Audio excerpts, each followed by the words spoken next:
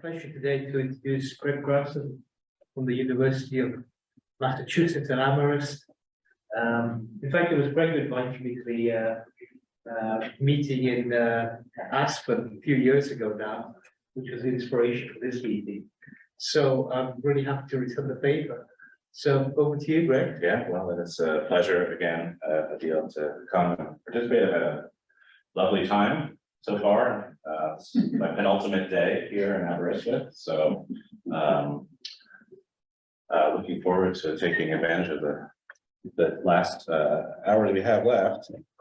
So today, as we heard before, I'm going to switch gears completely from things I told you about assembly objects whose shape and interactions are predefined, and talk about a class of self-assembly problems for very minimally structured molecules, very flexible and soft molecules. And so my purpose for today, I talked with Anton a few minutes ago, who will also talk about block assembly problems to prove that many people, it's possible in this room to start to think about these problems. We've heard about foams, we've heard about emulsion, we've heard about membrane problems, right? And these all have physics that have a lot to do with minimal surfaces. What I'm going to show you is that there are possibilities and lots of open questions about problems involving tessellations in these systems that I think could benefit from some inputs from this community. Okay. So this is work that has been going on for as long as I've been doing research in physics. So it's going to be a story that's going to come back from almost the last millennia to now. There's a number of contributions from postdocs and graduate students, and actually an undergraduate in my group, they'll be pointing out the way. Lots of ideas from collaborators. In particular, I want to highlight Ned Thomas, with whom we've been collaborating closely recently. And so what I'm going to talk about today is sort of two classes of problems. We heard last week about from Angshan about complex lattices, in particular Frank Casper phases that form in these block copolymer systems. And here the puzzle is, in principle, these form as equilibrium phases of single molecules, right? And so they form sphere-like structures that form complex lattices. There are connections to problems impacting quasicrystals. There's also questions about whether and when these form equilibrium quasicrystal phases that I think remain open. And then I'm going to talk about this structure, the gyroid structure, which we heard yesterday. It was kind of a digression from Jonathan's talk. Also, we had some more conversations this morning, some of us. And what we've been doing recently to sort of improve upon theoretical models that connect between molecular structure, thermodynamics, and kind of geometry in these materials. So that's the sort of topic, and I'm going to kind of go through some selected array of things, and when an hour is over, we'll stop. There's more things to say than we have time. So first, we're going to talk about these structures, and so I'm going to introduce this kind of nomenclature because I think it's a kind of an organizing principle. It's very intuitive, and it sort of connects to the way that we in this community kind of think about how matter is organized, how you approach the problem. This kind of concept of these assemblies as assemblies of something called a mesoatom. So what I'm going to be talking about are basically crystalline structures, compact domain of molecules. And the concept of a mesoatom is sort of illustrated in this very simple example of a surfactant where you have, say, a polar or a charge group in these tails. They separate into little balls, groups of molecules at high enough concentration. Such systems come into contact, and thermodynamically, or maybe they can just be trying to sort of optimize some kinetic constraints, they can form lattices, right? They break translational and rotational symmetry in a number of different ways.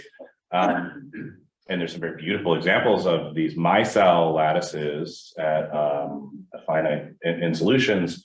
And they, because of the periodicity that are exhibited by crystal, they exhibit, properties that depend on these the symmetries of the periodic space group. So they can facet theirs in, right? But they factor in a very unusual way.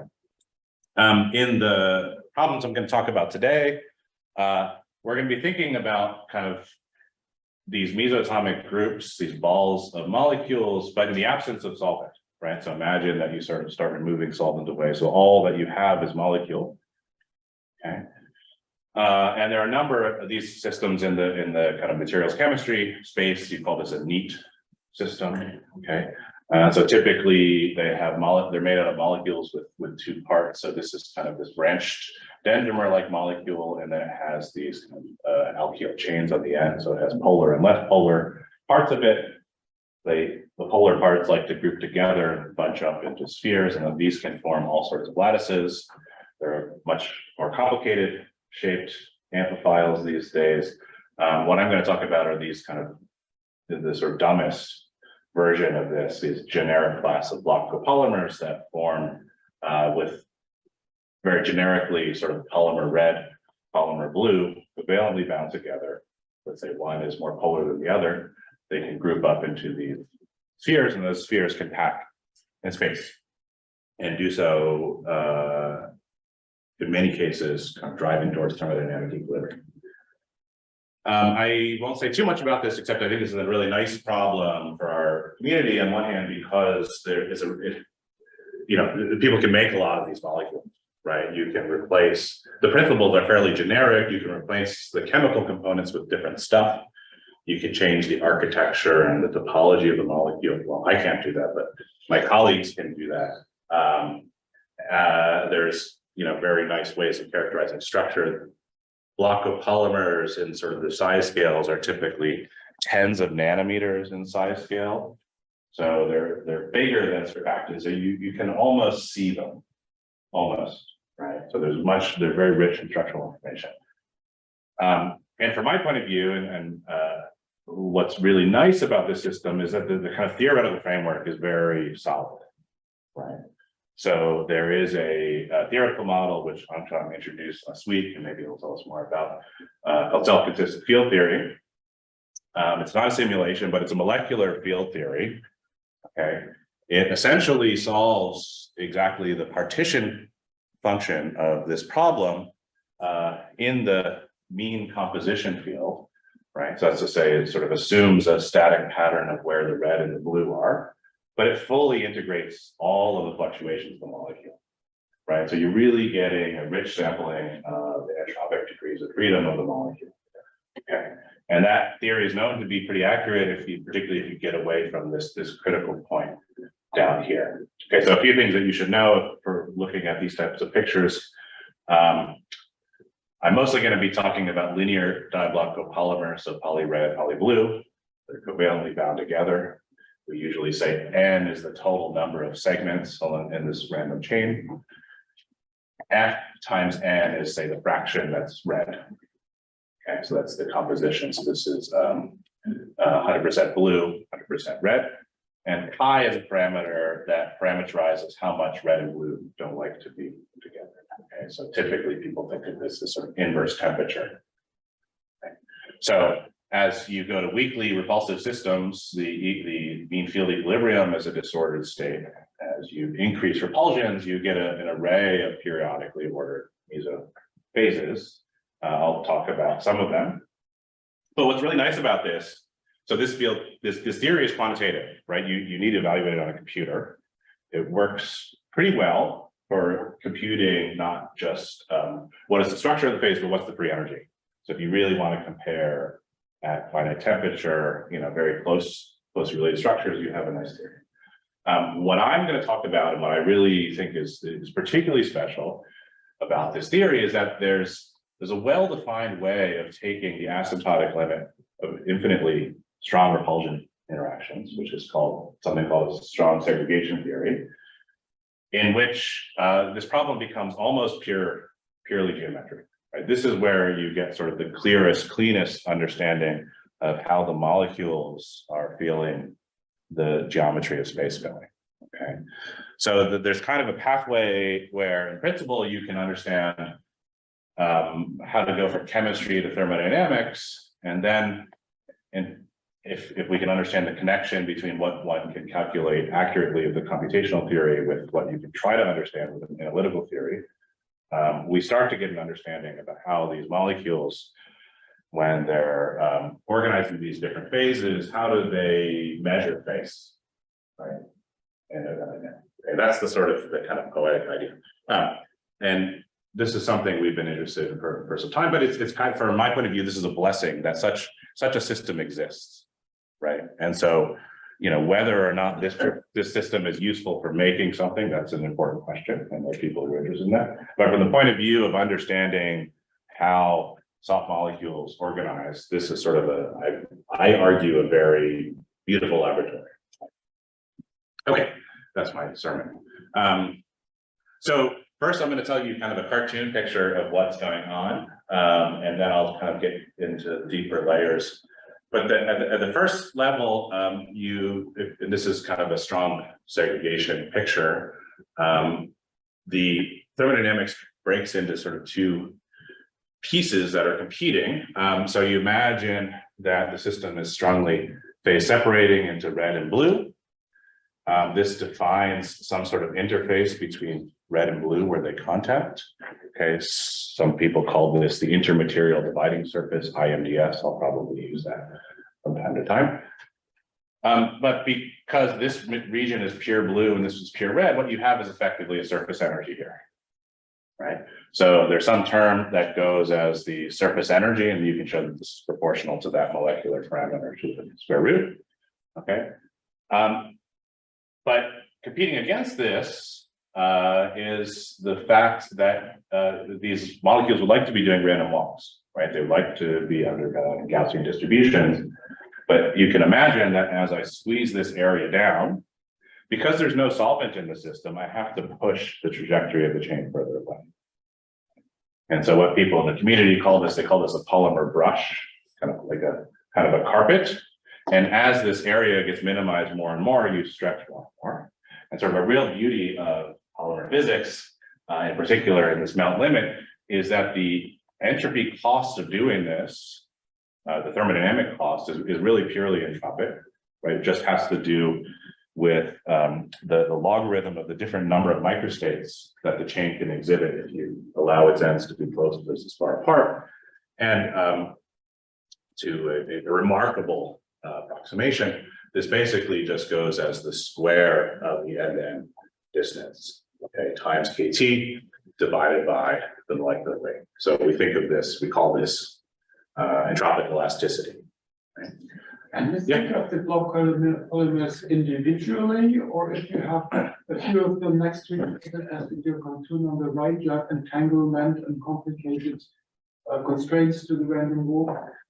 Yeah, so good question. So entanglements will not change this thermodynamic argument. This entanglements is really a dynamical phenomenon. But indeed, this property that this entropy cost is purely due to deviation from Gaussian statistics. It's in fact a many-body phenomenon. And so I'm showing you here a single cartoon, but you should imagine this is like a liquid, right? Things are floating around. Nothing is fixed in space if it wasn't. So that's the correct theory does indeed incorporate that feature. Okay, so the way it works then is, you know, you can imagine that if what you should do is minimize the free energy per chain in the system, and so there's a balance between this and this. And so what drives the system to make morphology is, well, essentially this kind of cartoon here. You can imagine if I have a little bit more blue, right? Just simply by curving this block, I can shorten the height of it at a constant area in this case, or volume. Right, I have to stretch this one and maybe change the interface, right? But if this one is longer, it's the entropy cost is higher, so it's going to favor this sort of morphology that curves towards the shorter block. That's the sort of essential argument. This is basically like a version of what people call the packing argument for lipids, but in these systems. Can I ask a quick question? So on the previous slide, on the x-axis, you had this F, which was the portion of how much of red and how much of blue, right? But now you could imagine that you make a little portion, but you make it the chains just proportionally longer, Yep. right? But then you would get a bigger surface potentially between them. So that why are they sort of sitting in the same kind of, would there be something different if you keep the fraction, but you extend them because it appears that then perhaps the surface between them gets larger and that would contribute? Yeah, so what, I'm going to come to that. I mean, this is kind of a technical point, but essentially what happens, this is a great question, is that what the effective sort of strength of kind of segregation in the system is the product of the interactions times the molecular weight. So what you end up doing is you form a kind of periodic scale, but the sort of separation of scales that goes between periodicity and this kind of interfacial scale. And in the limit of this going to infinity, you approach a singular limit where the interface is infinitely sharp compared to that. Yes. Sorry, can you, this, I probably missed this. Can you just remind me how you define your composition variable there? So it's strictly the volume in the per molecule, it is the volume of the molecule which is red, right? The volume fraction of the molecule that is red. So if it's 0.2, that means 20% of the volume of the molecule. And there's a conversion between number and volume, depending on the density of the components. This is a detail that we may not need to get to. So if you take this basic cartoon picture, then you can kind of rationalize if you have 50-50, you know, the interface doesn't know, it's not better to bend one way or the other. As soon as you make the red block shorter, it gets favorable to have some kind of curvatures that go towards the red. So in the extreme limit of the small amount of red, you get the sphere phases. Less red, you get these cylinder morphologies. Sorry, more red, you get these interesting network phases that are somehow, I don't know, they don't know whether they're layers or cylinders or something. And then of course you go the other way. And so that's the basic cartoon picture. And what always impresses me about this is, again, this is almost the minimal amount of structure you could give a molecule. It's almost a liquid, right? And somehow, right, so we talked about these sequence-defined polymers, right? Somehow it makes all, you know, this remarkable array of kind of low symmetry phases.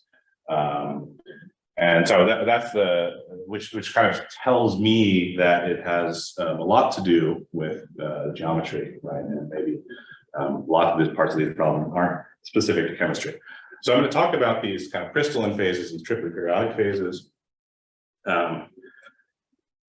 Good. And so in particular, the kind of question that has been of current interest is why in some of these systems you form these Frank-Caspar phases. And so Frank-Caspar phases are unlike BCC and FCC in that they, in terms of the sphere-like environments, they have multiple different sphere-like symmetry and equivalent sphere-like environments.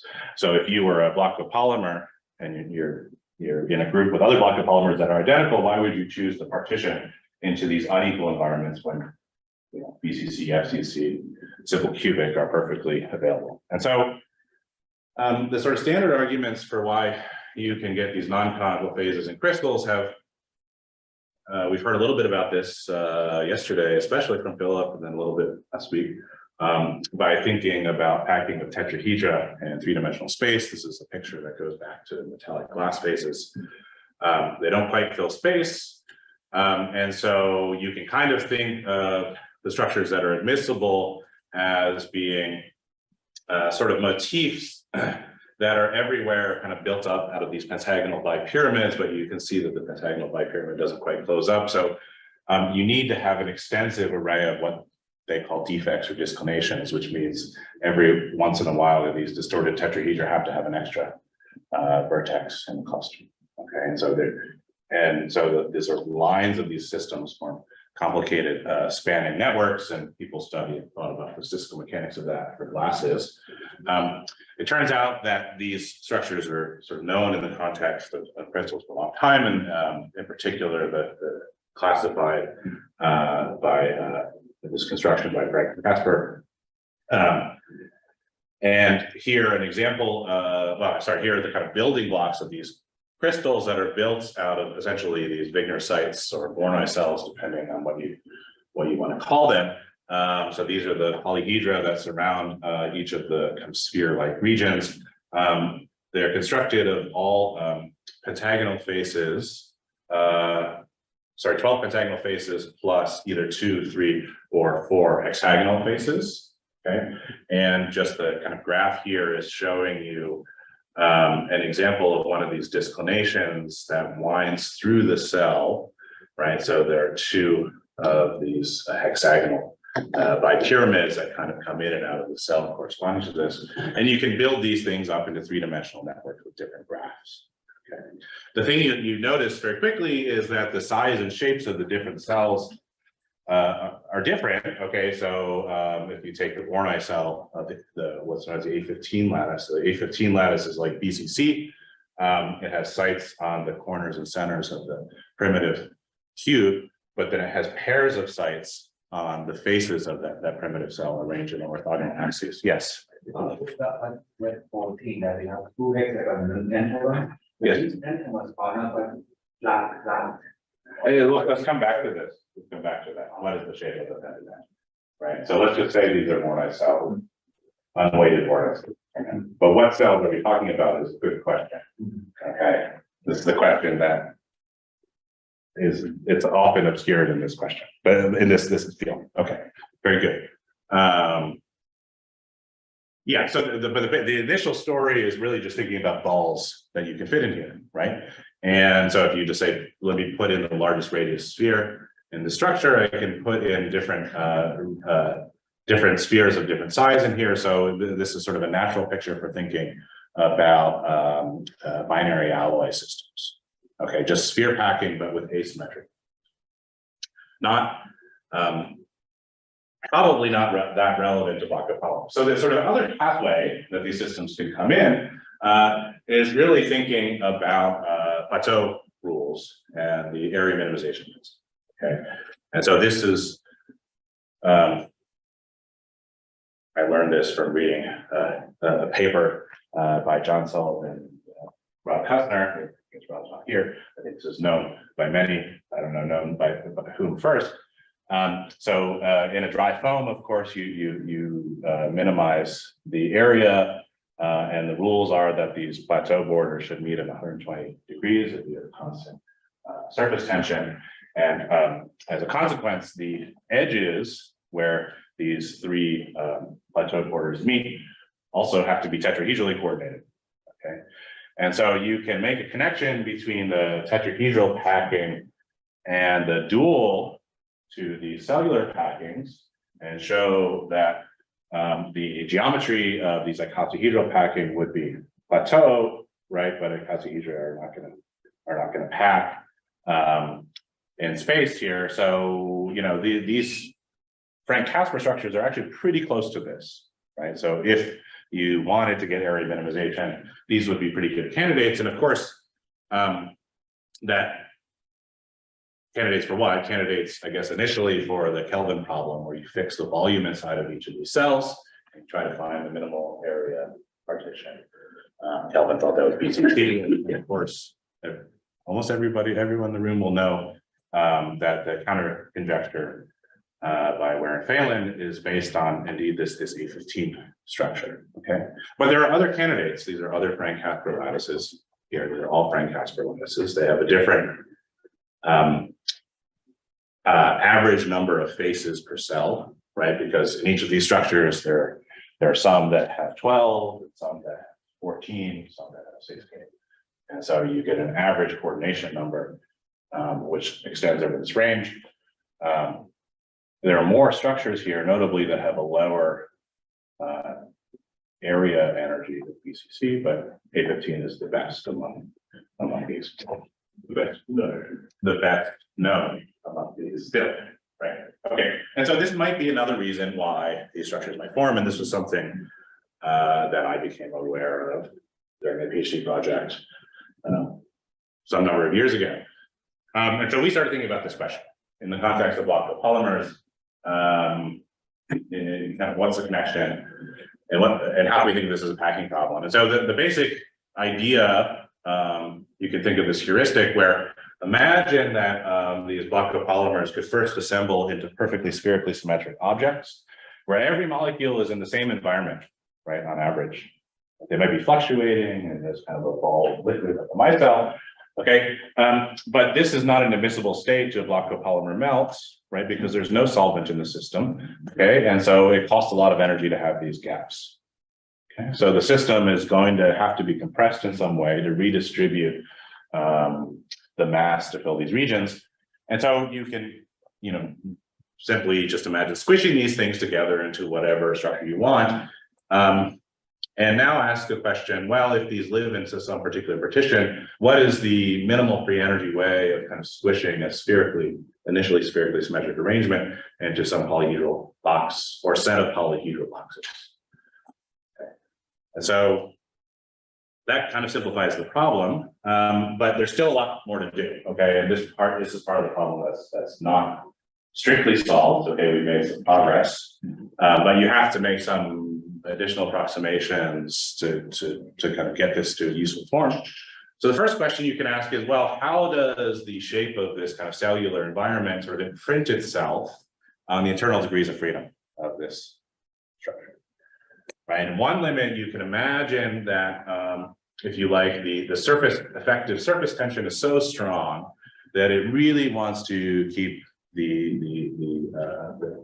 that domain constant mean curvature, and so it ignores the shape of the cell. Yes. Question: you draw sharp boundaries between the cells, but can these polymer strands inter? Absolutely. So right. So good question. And I think I'll touch on this later. Again, I should have mentioned this earlier. So in reality, these chains are coming into contact at where I might draw these boundaries. Okay. It turns out, again, the beauty of the theory, that in the limit where this segregation becomes infinitely strong, right? Just like the thickness of this dividing between red and blue becomes infinitely thin compared to this size, that size of the interpenetration zone also vanishes asymptotically with a different path. So there's a well-defined sort of order of limits where you can show that effect becomes arbitrarily irrelevant. And these are the two competing leading terms. Now, we can come back to ask questions of what happens at any finite experimental set of conditions, how closely connected it is to this. That's an important question. I'm gonna put to the side in a moment, but thanks for that. In the opposite case, you can imagine that these chains in the blue are very stiff relative to the red, and they really don't like to have a thickness of this outer region that's different around the surface, right? And imagine these red ones are relatively floppy. Okay, in which case you can sort of imagine that the interface itself can be sort of imprinted with the polyhedral shape of the cell. And so this is the case I'm going to talk about. Okay, you can maybe imagine why. This is a very nicely sort of affine structure in some way. The entire geometry is specified by the geometry of the outer boundary. Okay, but that's a geometry where I think we have the most to say about why Frank-Casper is. Okay, so I'll come back to why this might be true in a second. So in this case, so here's how the system mechanics works. Right, I'm going to fill this box with these chains, and there's these two terms. What I should do is minimize the free energy per chain. That's the total free energy divided by the total number of chains. Okay, because this is a system that's in the canonical ensemble. I'm fixing the volume of the box and fixing the number of chains. And so there are two terms. There's the area of this IMDS. That one turns out to be easy. It's basically just kind of proportional to the area of the cell itself. Right? It's an affinely shrunken copy of the cell. So this actually gives you a direct way to relate those geometries. The area, the entropic terms come from this Gaussian stretching term. And this also has actually a very beautiful mathematical form. It turns out that it's essentially just the integral of the volume of the distance squared away from this IMDS over the volume of the cell. Right? So you can think of it in general as it's kind of second moment of the volume measured with respect to that interface over the entire region. In this particular geometry, that second moment relative to the interface is also proportional to the second moment of this cell measured with respect to the center volume. Okay, right, and that's simply just because the stretching within each of these chains goes as sort of the distance between the center and the boundary squared, and the number of chains inside of this cell just goes as the distance cubed. Okay, so if you work that out, you can show that this stretching term really just goes as a very simple geometric form, right? Working through a little bit of an algebra, you get a very nice mathematical form. There are some constants here that have the kind of chemical parameters like the volume fraction, like that, but it boils down to two geometric measures of the lattice. The first is the dimensionless measure of area, right? This is the area of the cell normalized by a sphere of equal volume. So this is a quantity that's greater than 1 in general. Okay, so it's related to what some people like to call asphericity. It's, you know, if the farther you are away from 1, the less you are a sphere. Okay, but of course the problem is there's lots of different ways of measuring not being spherical, and area is one of them. Competing against that term is this second moment of the mass distribution, right? Again, this is just the mean square distance measured with respect to the center cell. And this is the term that's coupling to the entropy, right? And it accounts for the fact that these chains that stretch into the nooks and crannies in the corner, they cost more entropy than these ones that go to the wall. This is also normalized by the same quantity for a sphere of equal volume, and it's also some number greater than 1. Now, because this is a problem which is minimizing free energy per volume, both of these terms, they scale differently with size, right? So this is the area per chain or area per unit volume. And so that scales as 1 over the size of the domain. Whereas this is the stretching per chain, and that goes as the size of the cell squared. And so these two things compete against each other, right? And you can see that if I optimize over the volume or the size of the cell, what you find is that the minimum depends on kind of a geometric mean of these two quantities. Okay, so it's equal to this is basically the free energy of the perfect sphere times the square of the area times the stretching to the 1 limit. So this is showing if you wanted to optimize the free energy, you should optimize the area, but not just the area, but its products with this stretching. So it's almost Kelvin, right? You could think of it as kind of an extension of the Kelvin problem. But it has this other component, which is essential. Good. I'm not going to say too much about this. Actually, Angshan mentioned a little bit about this. There are ways of tuning the molecular structure, either by introducing branches or by changing the sort of the shape and volume characteristics of the segments that can make, say, this outer block more stiff than this inner block. And that's related to some parameter, which is known as epsilon in our community. It's important, it's essential for the kind of formation of these systems, because it's when this outer block is stiffer that you really get towards this regime where the entire micelle, its IMDS is sort of imprinted with the symmetry of the cellular environment, right? So it's, if you like, the kind of strong coupling limit. And so as you make this asymmetry parameter larger and larger, and you try to figure out what is the shape of that interface that minimizes the free energy, it kind of warps more and more towards hexagonal. These are theoretical and computational calculations. Here's some experiments that suggest you start to see this kind of polyhedral faceting in these limits. So there's reason to believe that we should sort of think about packings in this regime, at least for certain parameters.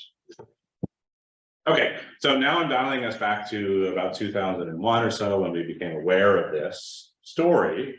And so we knew about the Weyr-Phalin foam at that time that was just a little bit better than VCC. For the moment, I'm probably not clear why, but I'm assuming that the volumes of the cells are the same, right? Which is not something you should assume, but you could assume that. So this is the equal volume result that shows that about 0.3% A15 is better than BCC.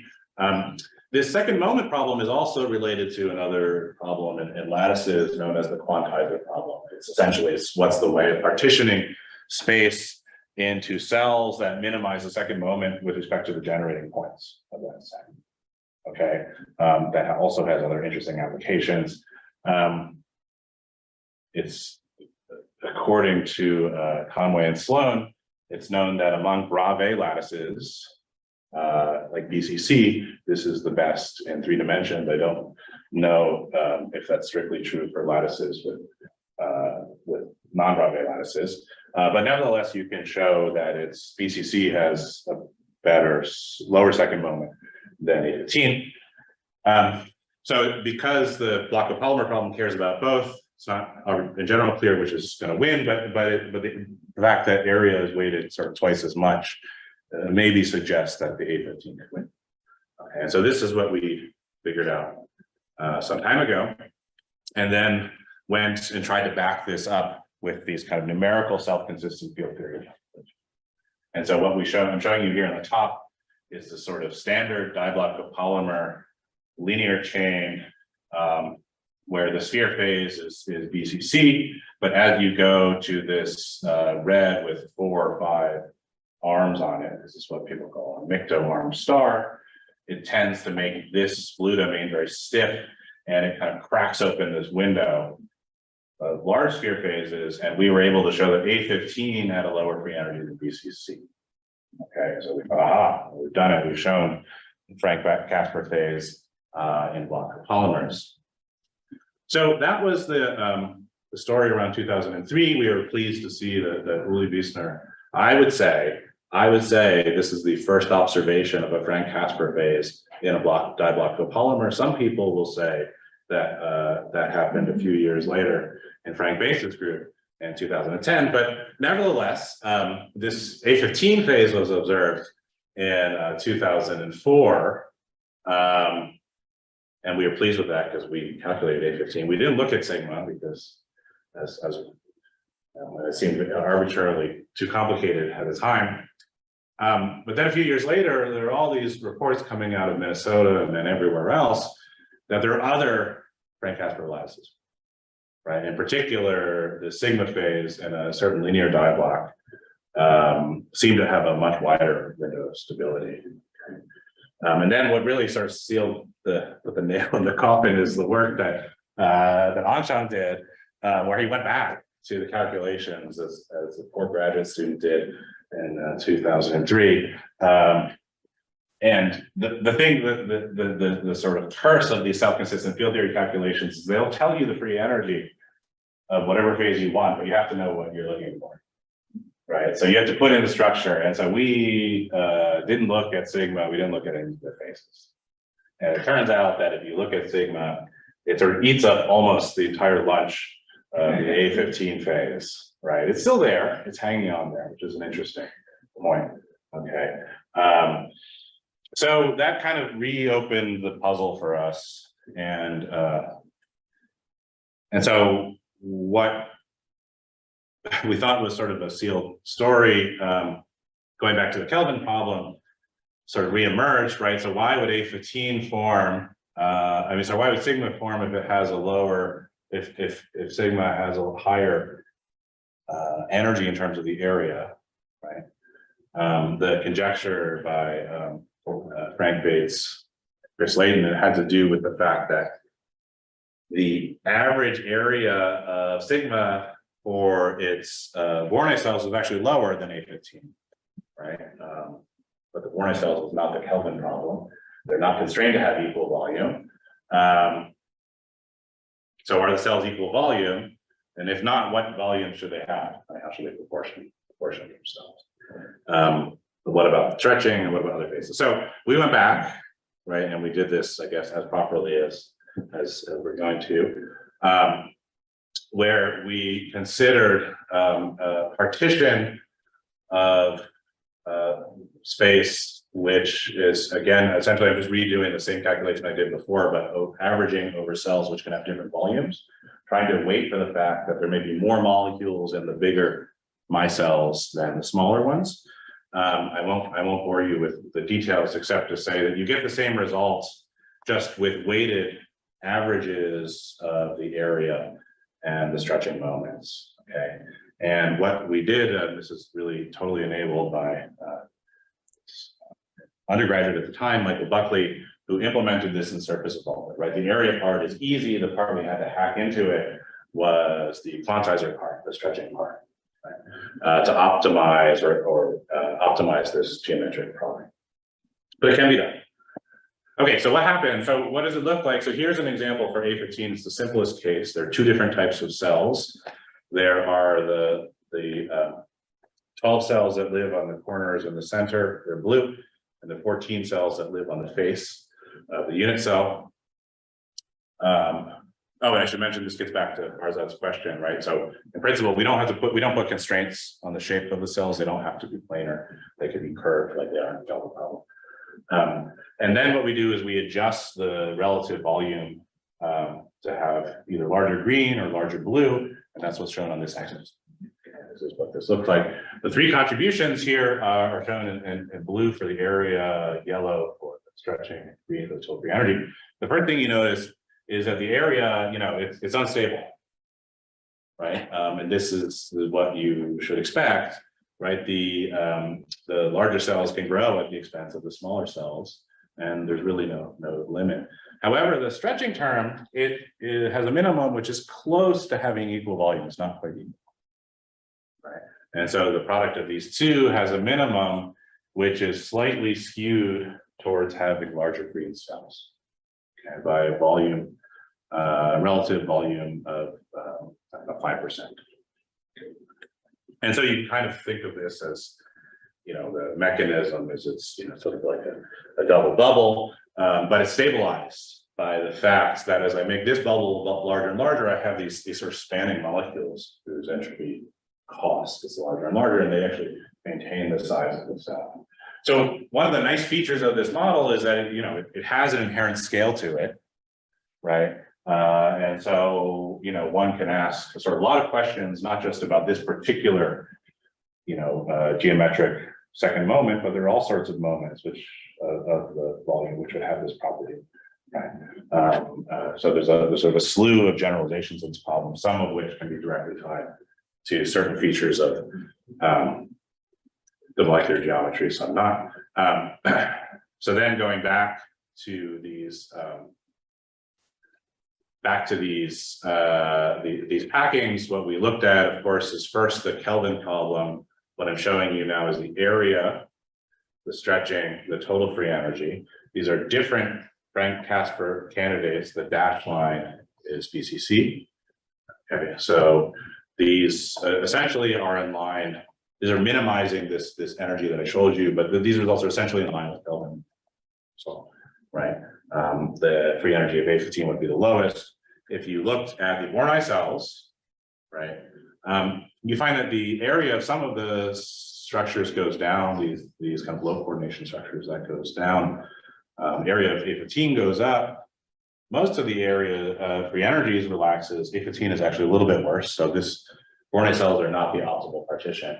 But first you start to look at the variance of the volume among the cells, it increases right from zero, okay? And so this was initially kind of the clue that was pointed out by Frank Davis. But if you just relax the volumes to let it be whatever it wants, okay, the optimal volume relaxation is much more heterogeneous, right? It's like 20% difference between the biggest and the smallest cells. The sequence of which structure has the optimal area as a function of mean coordination is completely inverted, right? The stretching seems basically the same. These structures, which are fairly well separated, become almost even more nearly degenerate than they started out with. Okay, and if you look really carefully, you'll see that sigma here is just kind of nosed out.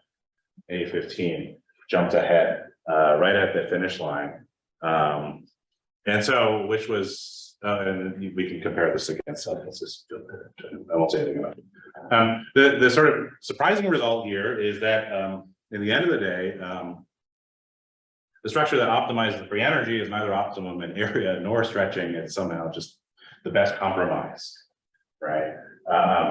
We were obviously fairly pleased that this was consistent with the wide observation of sigma. We think this holds most of the keys, some large fraction of the keys to understanding why these structures form and block of polymers and other systems. But there are other features to the observation that this doesn't explain, and I'm happy to talk about that if people want to know. Again, what's really important here is going away from Kelvin. Like sort of a key to the problem is a very large kind of resorting of the volume. Right? The molecules are sort of pumping to redistribute mass in a very large way.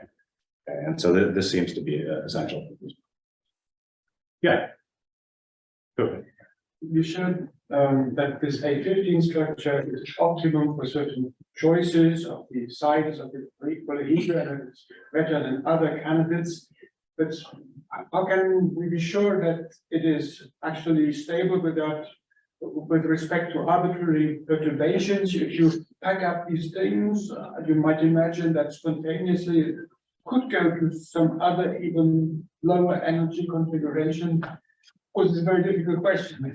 Yeah, I mean the same level of problem and methods that you would try to apply for foams. I mean, one virtue of this system is that you can sort of study this tessellation model, right? Which underlying it is, I try to argue to you, has this kind of molecular degrees of freedom. But you could also, if it turned out to be a better numerical approach, just take the self-consistent field approach itself and try to look at the mean field and then look at the fluctuations around that mean field and see if there are unstable modes. So there are approaches to do this. I haven't done that for this particular system, but I think that's a good point. Yeah, and of course, you could imagine all sorts of other structures that so these, as I said, these are very closely related to quasi-crystals. Nobody's tried this for a quasi-crystalline approximate, and that's an idea I've had that I've not quite gotten enough confidence to do. But anyway, that's a nice thing. I know that, yes. You tried. Yes, that's right. But things that the point is that there's a gap between what foams are doing, and so this space filling property.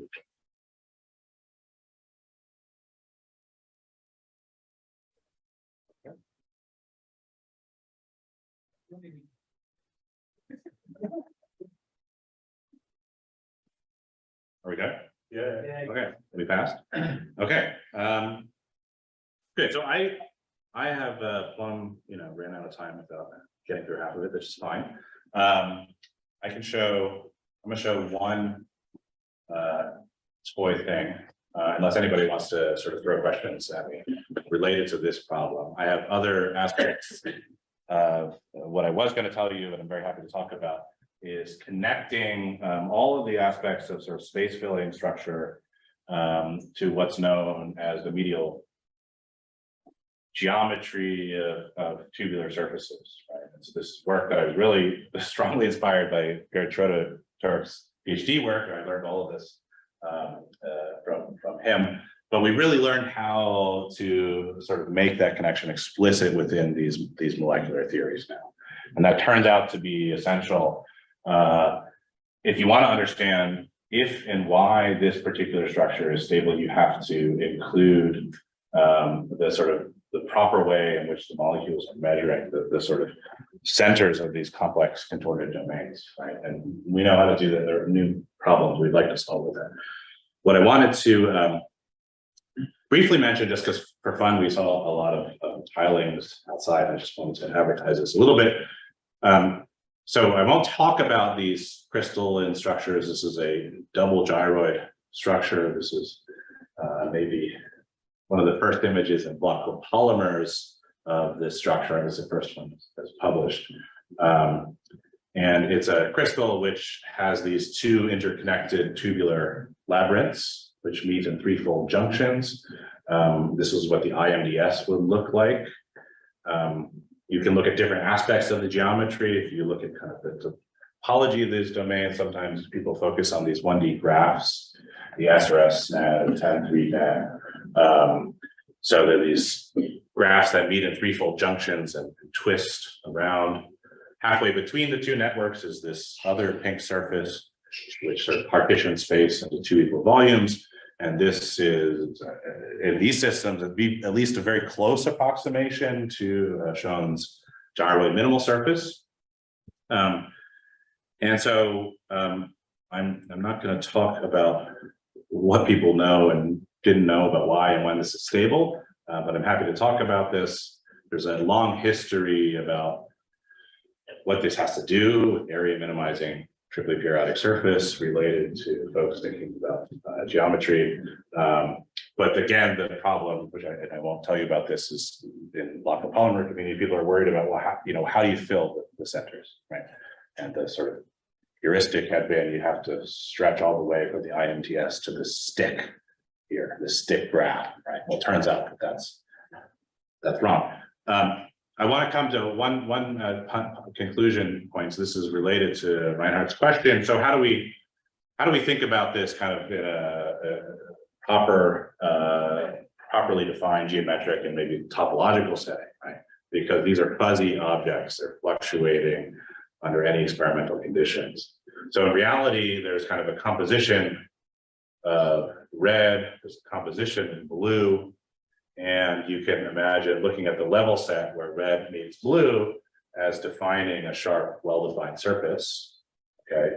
Of course, there's a gradient where you go from red to blue that has a finite thickness. Likewise, you can ask yourself, if I'm somewhere in this domain, right, and I'm one of these segments, what's the probability that my junction is at this IMDS versus this IMDS? Okay. So you can sort of define something like what we call an association map, right? So at this point, I associate to this IMDS, right?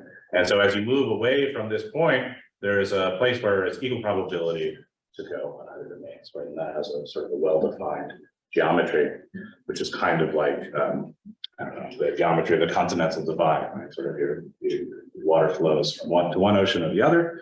And as I mentioned, these become well-defined in theoretical asymptotic limits. They become as sharp as you need them to be, right? So this gives us some reason to think about that. So this allows us to think about what domains are, right? So people in my community say, oh, there's a domain, block with polymers. Here's what's the domain. So this is what I mean by a domain, right? It's the sort of set of points, volume, and space where all of the segments are associated to a particular IDS, right? So it's like for every surface, there is a domain, okay? And so you can think of it as this dark region. So what that looks like for spheres indeed would look kind of like these figure site cells, right? For these networks, there are only two domains in the cubic structure, right? They have sort of red parts and blue parts. Their boundaries on the outside, they look like these minimal surfaces. I mean, they look like whatever they look like. The models, they look like that. So we had this question, just kind of going back to what I said at the beginning. This is where I started getting into the speculative and provocative part of what I must say. So it's sort of natural in physical context to think of these objects, these domains, as the building blocks, right? These are like the atoms of this crystal, right? And in many cases, those atoms will form, and then you will later form an ordered lattice of the structure, right? And so you sort of think of these as kind of locally and kinetically preferred building blocks, but you could ask, what are the atoms of this structure, right? And so, you know, at first glance, the answer is, well, that concept just doesn't make sense, right?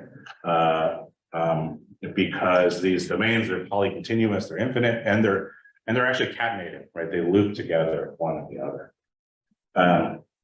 But we, my colleague and I, we persisted a little bit to try to think of what would be a useful definition of an atomic element. I don't think we have one, but we proposed a set of principles where you can define many. So the basic ideas here are pretty straightforward. I would call these maybe postulates. So the ultimate crystal is a space-filling packing of copies of a few motifs. That's obvious. The important point is really the second one, which is that when you kind of pull out chunks of this structure, right, you have to respect the contiguous volumes of the molecules themselves. It's a thou shalt not touch chains, right? When you start to pull them apart, they have to be specific groups of molecules that correspond to the final structure. And then the third is sort of trying to get towards what would be physically useful, which is that we'd expect them to be thermodynamically and kinetically favored local structures on their own. So what that might correspond to is that kind of locally, these objects, like let's say the truncated octahedron, they have high point symmetry, right? There are a lot of little copies of the same local motif, as many as you can fit, right? On the other hand, their dimensions shouldn't be too much bigger than the molecules, otherwise it would take them forever to actually nucleate. So what might that get you to? And so here's the basic idea. It's fairly straightforward. I'll show you the picture. First, you separate the structure into domains. Okay. In this case, these are single networks. Then you identify the points of high symmetry inside of those domains. Okay, and you choose the ones that have the highest point symmetry. And these correspond to Wyckoff positions in the structure. And for the gyroid, for example, these are the Wyckoff 16G positions. So there's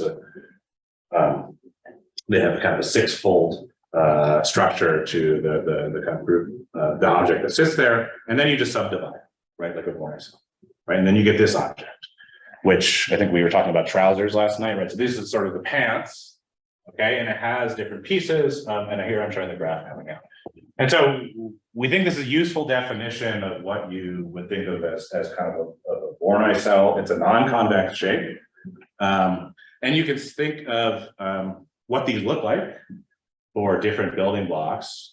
It's very natural for these network structures. So this is a related network, diamond and primitive. So this is a tetrahedral network, double primitive network that has these octahedral structures.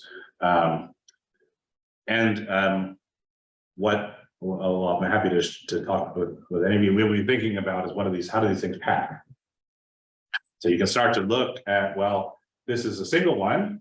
I'm coloring, it belongs to one of the two graphs, say the right-handed graph. Its first nearest neighbors would belong to the same graph. They're along the strut, okay? But then there are also neighbors that are along this kind of outer surface.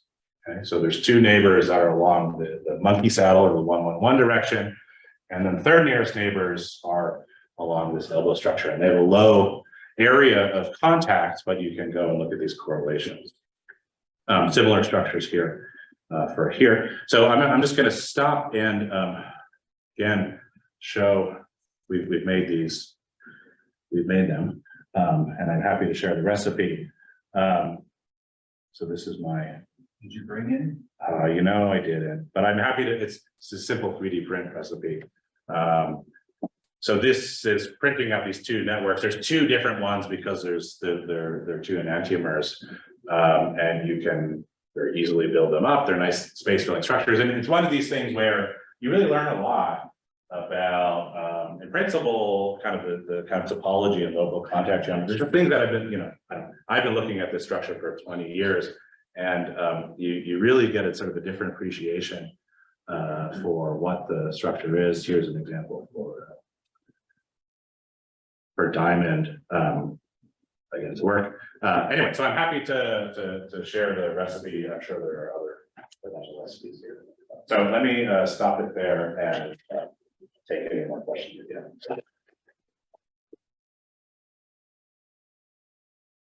Yeah, questions, please. Well, if you relax those shapes into like poly, I mean, can they kind of form one poly like the previous ones, the gyroid trousers? Mm-hmm. They relax into make them more polygonal. Yeah, well, I mean, certainly. Do they come out to be in any? Well, it depends on what the. For anything useful, I guess. Well, one thing when you can look at. So this structure, it's kind of like, this is like a truncated octahedron, right? It's kind of, it's puffed up. This is coming back to conversation we were having earlier, that inside of this, you have molecules that are trying to do something, right? Right, inside of those regions, you have molecules that are locally trying to maybe to borrow Jonathan's language, adopt this geometry where the area per molecule in the blue is larger than the area per molecule in the red, right? And so this tends to favor this this locally kind of negative Gaussian curvature motif.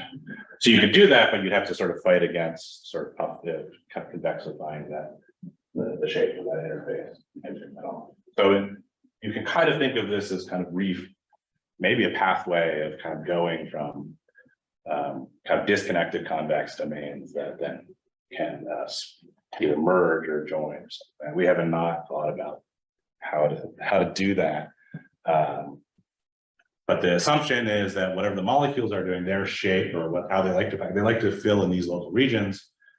And you can start to ask questions, and I hesitate to make this up. You could say, well, let's imagine a situation where these things form, objects like these form, and then how would they assemble? How would they? And these are we built some very simplistic models, what that would look like, but you get really, I think, nice and interesting data and information to think about the kind of kinetics of how loops form in the system, and there's kind of interesting lags in which the way the system is organizing. The last thing I'll just mention is we're sort of trying to apply these concepts. This is experimental data over here. I know it looks like simulation. This is experimental three-dimensional reconstruction of a diamond forming network with very high symmetry grain boundaries. And so this is a mirror twin boundary between two diamond networks where it actually sort of, I don't know, it reconstructs new types of mesoatoms, right? So it forms pentahedral structures and trihedral structures. So it suggests kind of a natural set of polymorphic local elements to play with that the molecules are to play. I think you're interested in Yeah. Yeah, right. So I can see the interest in splitting up a network into these domains. Because once you split it up into these domains, the obvious question to ask which one has the best parametric ratio for example. Yeah. And I suppose the problem why you can't compare the diamond nodes that you the diamond element to the gyro element is because really they represent different fractions of the surface. Which depends on which surface you mean.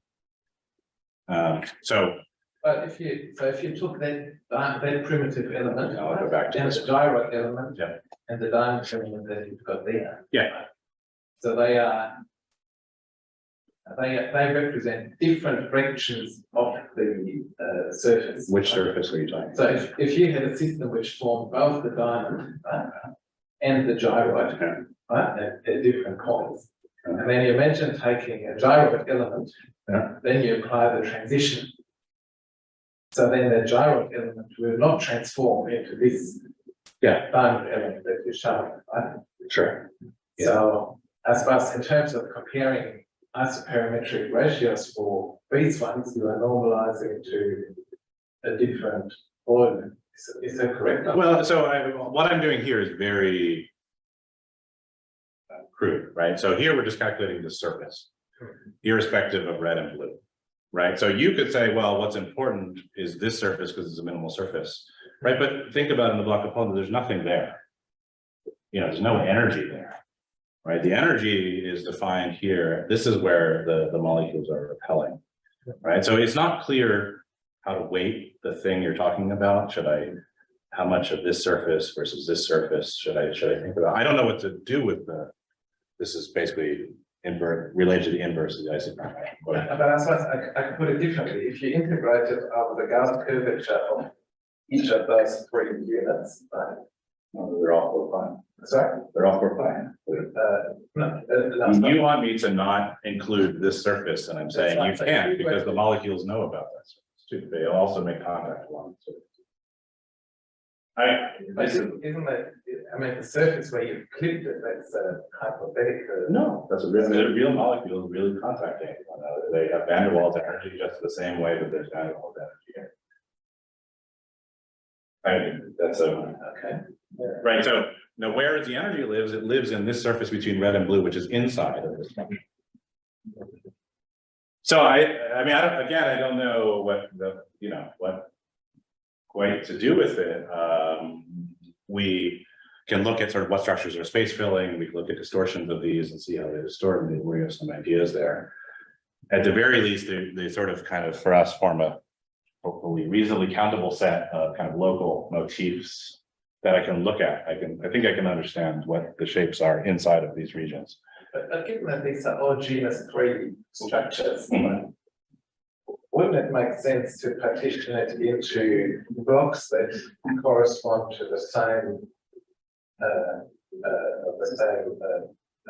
Euler factorial number? It depends on what you want to do. I don't know what is, I'm not sure what you learned from that necessarily. You can chop each, I think maybe a point to mention here, you can chop each of these things up into sort of 6 asymmetric objects that are, this is 6 copies of the same thing. This one, I can't remember how many copies of that. That's the same thing as the BCC cell. There are many copies of the same asymmetric unit. The question is, when we sort of partition a block of polymer lattice crystal into a fundamental unit, you're looking at groups of spheres. Right. Anyway, Let's have William's question and that. Sorry. Can't be very. Sorry, that's really interesting talk. For the first part, another question, myself can self-interact. So I was wondering if instead you use RNA, which makes secondary structures, so we have something that can actually form shapes in some form, or compaction can achieve different levels of compaction through self-interactions. How does the theory that we've seen here propagate to that? So in other words, if instead of the micelle I have something that can be more compacted or less compacted through self-interaction, how would this impact on? Yeah, so I'm having a hard time to think about the connection because these are all space filling. Yeah. Right? So there's no empty space. So I'm not sure the way in which. Yeah. You could parse it so that it's basically more elongated molecule or more compact molecule. You can play, Yeah. basically we have the same length. So whether or not it can loop back on itself. So exactly. And I could be adding a dimension, I'm not sure, it's just like. Yeah, I think there are block of polymer, maybe we'll hear about it, where you can expect that the conformations, so like ABA, for example, where they might span from one to the other, or they might instead fold back and sort of figuring out how the kind of conformational statistics of that differently sense what's happening here is that the molecules are sort of sensing the kind of environment around and they're weighting it differently. As you change the architecture, you're changing the way that it's weighting distances that are close and far away. We have the best models for the linear chains. I say that we have models for the linear chains. The other ones we struggle to find something simple enough to use. We have some ideas, but this is good. Yeah. Okay, let's thank Greg.